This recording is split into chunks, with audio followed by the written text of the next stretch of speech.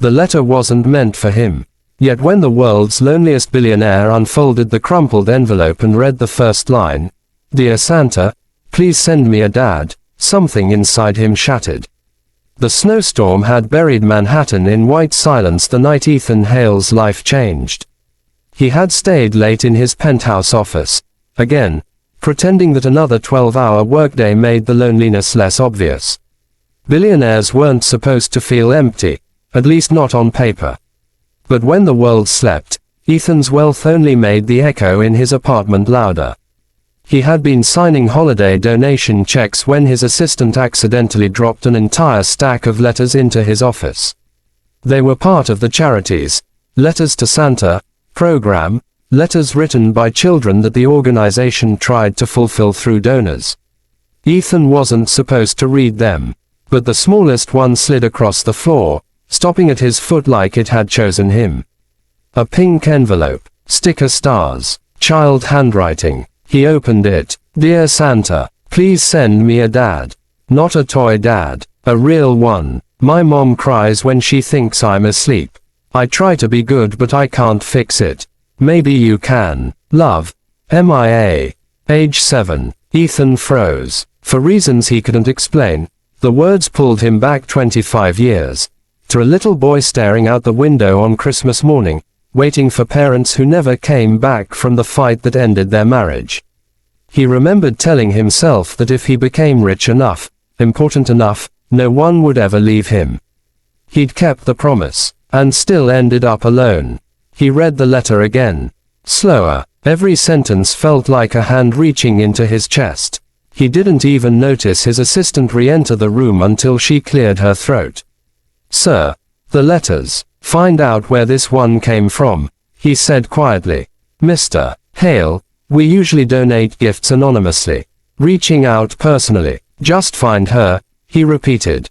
The assistant swallowed. "Yes, sir." Across the river, in a cramped apartment above a laundromat, MIA brushed her mother's hair with the gentleness of a child far too wise for her age. Sophie had been trying to hide the headache, but MIA always noticed. "Mommy," she whispered, "do you think Santa will read my letter?" Sophie felt her heart twist. "I think Santa reads every letter he gets." MIA nodded sadly, as if she understood more than she should. Sophie pulled her daughter close, breathing in the scent of cheap apple shampoo. She tried to give MIA everything, but everything lately meant second-hand clothes, late rent notices, and a mother who barely slept between two jobs. After MIA went to bed, Sophie sat at the small kitchen table, head in her hands. She didn't know her daughter had seen her cry. She didn't know that a stranger had just read the one letter she wished had never needed to exist. 2 days later, a black SUV stopped in front of the apartment building. Ethan stepped out, dressed too formally for the nearly broken staircase he climbed. He wasn't used to places like this anymore. Maybe that was why his chest tightened. When Sophie opened the door, her first reaction was fear. No one dressed like that came here with good news. "Ms. Collins?" he asked gently. "Yes, I'm Ethan Hale." He paused, as if unsure how much of his identity to reveal. I run the Hale Foundation. One of your daughter's letters came through our holiday program." Sophie stiffened. If she asked for something expensive, "I'm sorry, she doesn't understand." "She asked for a dad," he said quietly. Sophie closed her eyes. "I didn't know she wrote that. She seems like a very brave kid." The compliment softened her just slightly. "She is." Ethan looked down the narrow hallway lined with Mia's crayon drawings. A family of 2. Sun. Smiles. Stick figure hugs. He swallowed. "Ms. Collins, I'm not here to interfere. Her letter touched me. I wondered if there was anything your family needed for the holidays. Groceries, medical bills, toys, anything." Sophie bristled. "We're not a charity case." "I didn't mean it like that." He hesitated. "I know what it feels like to grow up without a father. I know what it feels like to wish someone would show up." Sophie's defensiveness faltered. Before she could answer, Mia's small voice echoed down the hallway. "Mommy, who is that?" Ethan turned. The little girl with star pajamas and curls stood blinking up at him. She tilted her head. "Are you from Santa?" Ethan almost laughed, but the honesty in her eyes stole the sound. "Something like that." Mia stepped closer, examining him like a scientist inspecting a rare creature. "You look sad," she said simply. Sophie gasped. "Mia, it's okay," Ethan murmured. "She's right." Her small hand reached out and touched his sleeve. Something warm and unfamiliar melted in his chest. A feeling he hadn't felt in decades. Connection. Over the next week, Ethan returned, first with groceries, then with a new coat for Mia, then to help fix the broken heater in their living room. He didn't throw money at problems the way he usually did. He spent time. He ate dinner with them. He listened. Mia followed him everywhere with the blind trust only children have, asking endless questions about his life.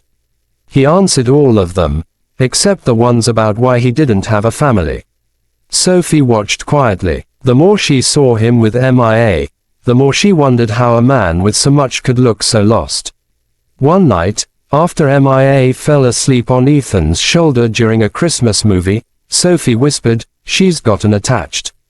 He nodded. "I know, you have too." He didn't deny it. They sat in silence, the only light coming from the flickering TV and a small tree missing half its ornaments. Sophie studied him carefully. "Why are you really here?" she asked. Ethan brushed a strand of Mia's hair gently. "Because her letter reminded me what I never had. And what I still want." Sophie felt her pulse quicken. "Ethan, I can't give you a family out of gratitude. I don't want gratitude." He looked at her, raw and unguarded. "I want a chance." Her breath caught. "I'm scared." "Me too." Not everyone welcomed Ethan's sudden interest in their lives. Sophie's ex, Mia's biological father, returned after years of absence, claiming he wanted to be involved. In reality, he saw Sophie spending time with a billionaire and sensed opportunity. He threatened custody, demanded money, spread rumors that Sophie was using Mia as bait. The stress crushed her. "I can't drag you into this," she told Ethan. "You're not dragging me," he said firmly. "I'm walking in." But the pressure kept building.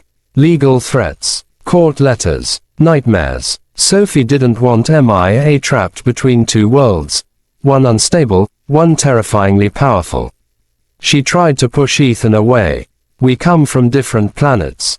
You'll get bored of my life. I'll never fit into yours." But Ethan wasn't leaving. He had built empires out of impossible odds. He could fight this too. "I don't need you to fit into my world," he told her. "I need us to build one together." When the custody hearing arrived, Sophie trembled as she walked into the courtroom. She expected judgment, pity, or humiliation. Instead, Ethan stood beside her, not as a billionaire, but as a man who cared deeply. His lawyers dismantled every false claim. His presence made her ex retreat faster than he'd appeared.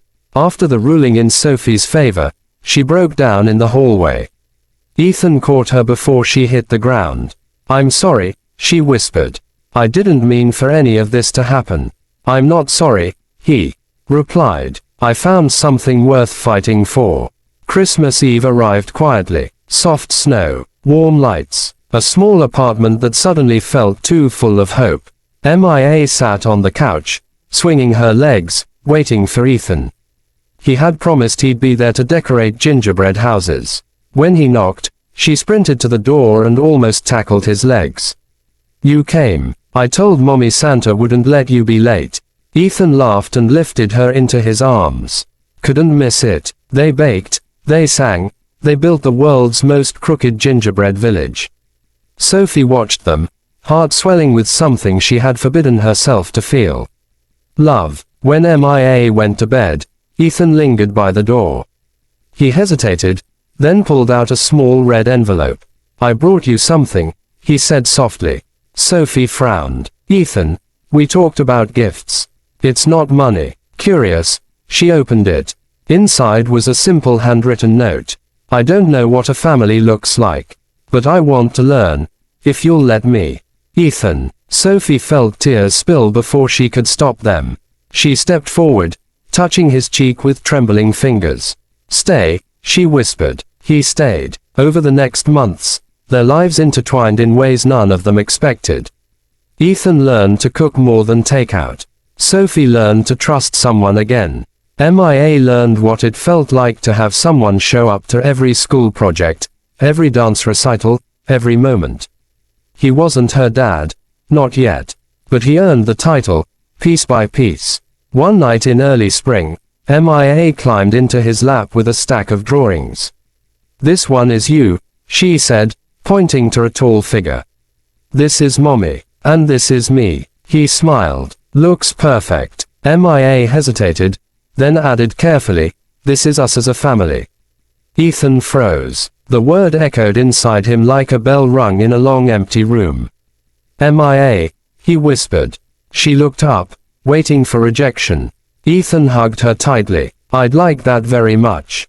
Years from that winter, people would say the story sounded like a fairy tale, how a lonely billionaire found a family through a lost letter. But in reality, it wasn't magic.